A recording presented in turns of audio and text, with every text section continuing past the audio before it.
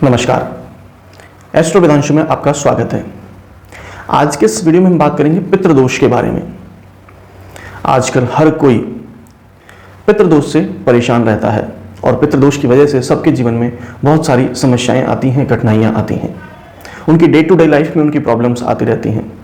तो आज के इस वीडियो में हम बात करेंगे पितृदोष के बारे में कि सबसे पहले तो पितृ होते कौन है, पितृदोष क्या होता है, पितृदोष को कुंडली में देखा किस तरीके से जाए, और इस वीडियो के अंत में उसके उपाय, जिन उपायों को करके आप पितृदोष से मुक्त हो सकते हैं।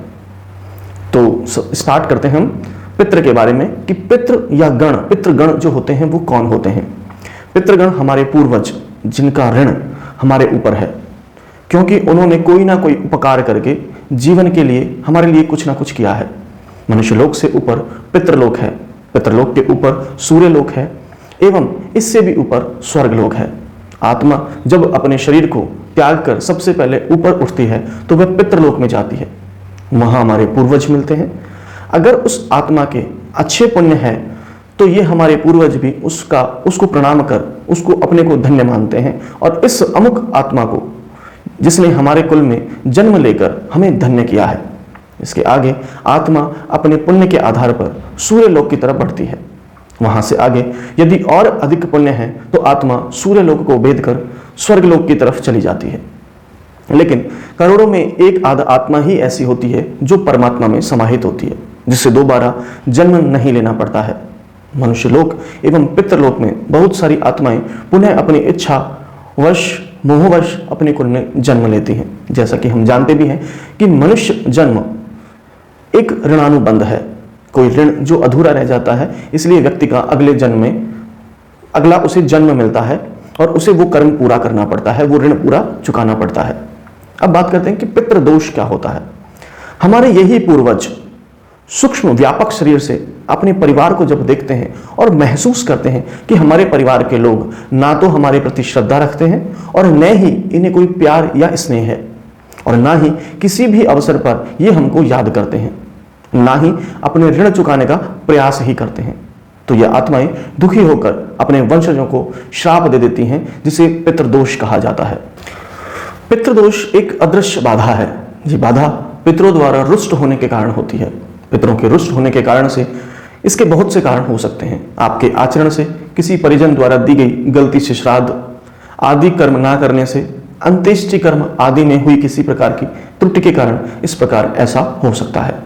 इसके अलावा मानसिक अवसाद, व्यापार में नुकसान, परिश्रम के अनुसार फल न मिलना, वैवाहिक जीवन में समस्याएं, करियर में समस्याएं, या संक्षिप्त में कहें तो जीवन के हर क्षेत्र में व्यक्ति और उसके परिवार को बाधाओं का सामना करना पड़ता है।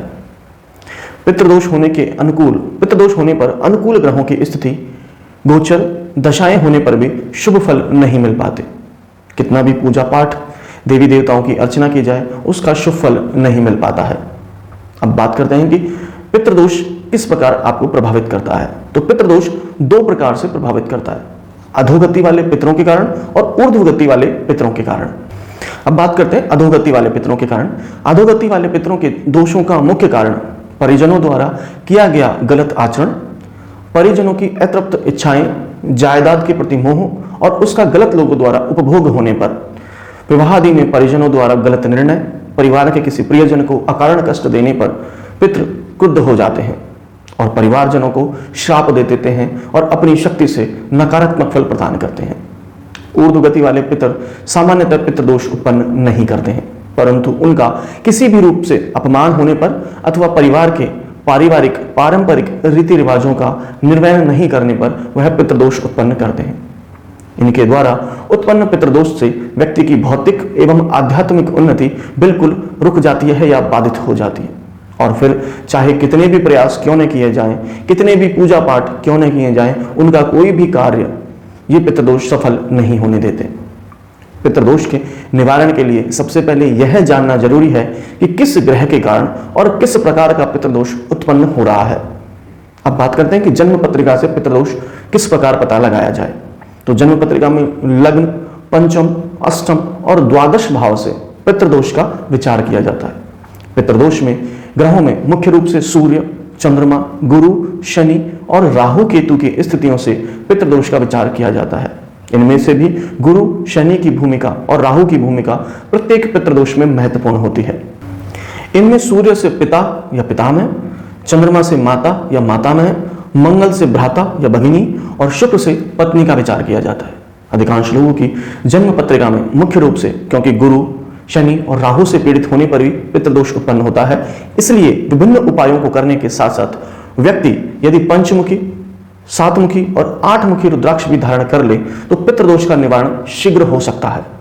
पितृदोष निवारण के लिए इन रुद्राक्षों को धारण करने के अतिरिक्त इन ग्रहों के अन्य उपाय जैसे मंत्र जाप और श्रोतों का पाठ करना भी श्रेष्ठ होता है। अब बात करते हैं कि पितृदोष कितने प्रकार के होते हैं या पितृऋण कितने प्रकार के होते हैं। हमारे ऊपर मुख्य रूप से 5 ऋण होते हैं जिनका कर्म न करने या ऋण न चुकाने पर हमें निश्चित रूप से श्राप मिलता है। ये ऋण है मातृऋण, पितृऋण, मनुष्य ऋण, देव ऋण और ऋषि ऋण। मातृऋण माता एवं माता पक्ष के लोग, सभी लोग जिनमें मामा मामी, नाना नानी, मौसी और इनकी 3 पीढ़ी के पूर्वज होते हैं, क्योंकि मां का स्थान परमात्मा से भी ऊपर माना जाता है। अतः यदि माता के प्रति कोई गलत शब्द बोलता है अथवा माता के पक्ष को कोई कष्ट देता रहता है तो इसके फलस्वरूप उसको नाना प्रकार के कष्ट भोगने पड़ते हैं। इतना ही नहीं, इसके बाद भी कलह और कष्टों का दौर भी परिवार में पीढ़ी दर पीढ़ी चलता ही रहता है। अब बात करते हैं पितृऋण की। पिता पक्ष के लोगों जैसे दादा दादी, ताऊ, चाचा, दादी, इसके अलावा 3 पीढ़ी के श्राप हमारे जीवन को प्रभावित करते हैं। पिता हमें आकाश की तरह छाया देता है, हमारी जिंदगी भर पालन पोषण करता है और अंतिम समय तक हमारे सारे दुखों को खुद झेलता रहता है। पर आज के इस भौतिक युग में पिता का सम्मान क्या नई पीढ़ी कर रही है? पितृभक्ति करना मनुष्य का धर्म है। इस धर्म का पालन न करने पर उनका श्राप नई पीढ़ी को झेलना ही पड़ता है। इसमें घर में आर्थिक अभाव, दरिद्रता, संतानहीनता, संतान को विभिन्न प्रकार के कष्ट आना या संतान अपंग रह जाने से जीवन भर कष्ट की प्राप्ति होती रहे। बात करते हैं देव ऋण की। माता पिता प्रथम देवता हैं जिनके कारण भगवान गणेश महान बने। इसके बाद हमारे इष्ट भगवान शंकर जी, दुर्गा माँ, भगवान विष्णु आदि आते हैं जिनको हमारा कुल मानता आ रहा है। हमारे पूर्वज भी अपने अपने कुल देवताओं को मानते थे, लेकिन नई पीढ़ी से बिल्कुल उन्हें छोड़ दिया है। इसी कारण भगवान, कुलदेवी, कुलदेवता उन्हें नाना प्रकार के कष्ट देकर या श्राप देकर अपनी उपस्थिति का आभास कराते हैं। मनुष्य ऋण।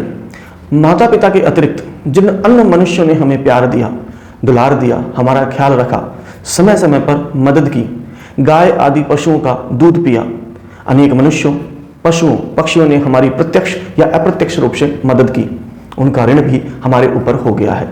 लेकिन लोग आजकल गरीब, बेबस, लाचार लोगों की धन संपत्ति हरण करके अपने को ज्यादा गौरवान्वित महसूस करते हैं। इसी कारण देखने में आया है कि ऐसे लोगों का पूरा परिवार जीवन भर नहीं बस पाता है। वंशहीनता, संतानों की गलत संगति में पड़ जाना, परिवार के सदस्यों का आपस में सामंजस्य न बना पाना, परिवार के सदस्यों का किसी असाध्य रोग से ग्रस्त रहना इत्यादि दोष उस परिवार में उत्पन्न हो जाते हैं। ऐसे परिवार को पितृदोष युक्त या श्रापित परिवार कहा जाता है। रामायण में श्रवण कुमार के माता पिता के श्राप के कारण दशरथ के परिवार को हमेशा कष्ट झेलना पड़ा। ये जग जाहिर है, इसलिए परिवार की सर्वोन्नति के पितृदोषों का निवारण करना बहुत आवश्यक है। अब बात करते हैं पितृदोष की शांति के उपाय क्या हैं। सामान्य उपायों में षोडश पिंडदान, सर्प पूजा, ब्राह्मण को गौदान, कन्यादान, कुआं, बावड़ी, तालाब आदि बनवाना, मंदिर प्रांगण में पीपल, बड़, बरगद आदि देववृक्ष लगवाना एवं विष्णु मंत्रों का जाप करना, प्रेत श्राप को दूर करने के लिए श्री मद भागवत का पाठ करना चाहिए। वेदों और पुराणों में पितरों की संतुष्टि के लिए मंत्र, श्रोत एवं सूक्तों का वर्णन है, जिनके नित्य पठन से किसी भी प्रकार की पितृ बाधा क्यों ना हो धीरे धीरे शांत हो जाती है। अगर नित्य पठन संभव ना हो तो कम से कम प्रत्येक माह की अमावस्या और अश्विन कृष्ण पक्ष अमावस्या अर्थात पितृपक्ष में अवश्य करना चाहिए। वैसे तो कुंडली में किस प्रकार का पितृदोष है, उस पितृदोष के प्रकार के हिसाब से पितृदोष शांति करवाना आवश्यक होता है, अच्छा होता है। लेकिन कुछ ऐसे सरल सामान्य उपाय भी हैं जिनको करने से पितृदोष शांत हो जाता है। अब बात करते हैं उपायों की। सबसे पहले ब्रह्म पुराण में पितृ गायत्री मंत्र दिया गया है। इस मंत्र के प्रतिदिन 1 माला या अधिक जाप करने से पितृदोष में अवश्य लाभ होता है। बात करते हैं अगले उपाय की। मार्कंडेय पुराण में वर्णित पितृशोथ का नियमित पाठ करने से भी पितृ प्रसन्न होकर स्तुतिकर्ता की मनोकामना पूरी करते हैं। अगला उपाय, भगवान भोलेनाथ की तस्वीर या प्रतिमा के समक्ष बैठकर या घर में ही भगवान भोलेनाथ का ध्यान कर एक मंत्र की माला नित्य जाप करने से समस्त प्रकार के पितृदोष, संकट बाधा आदि शांत होकर शुभत्व की प्राप्ति होती है। मंत्र जाप प्रातः या सायंकाल कभी भी कर सकते हैं। मंत्र है ओम तत्पुरुषाय विद्महे महादेवाय च धीमहि तन्नो रुद्र प्रचोदयात्।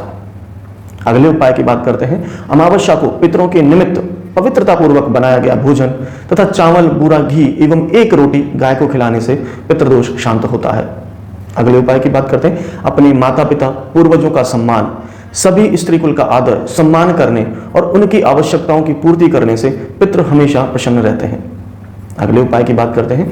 पितृदोष जनित संतान कष्ट को दूर करने के लिए हरिवंश पुराण का श्रवण करें या स्वयं नियमित रूप से पाठ करें।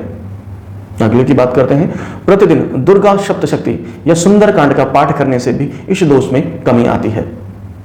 अगले उपाय की बात करते हैं। सूर्य पिता है, अतः तांबे के लोटे में जल भरकर उसमें लाल फूल, लाल चंदन का चूरा, रोली आदि डालकर सूर्यदेव को अर्घ देकर 11 बार ओम घृणी सूर्याय नमः मंत्र का जाप करने से पितरों की प्रसन्नता एवं उनकी ऊर्ध्वगति होती है। अगले उपाय की बात करते हैं। अमावस्या वाले दिन अपने पूर्वजों के नाम दुग्ध, चीनी, सफेद कपड़ा, दक्षिणा आदि किसी मंदिर में अथवा किसी योग्य ब्राह्मण को दान करना चाहिए। अगले उपाय की बात करते हैं।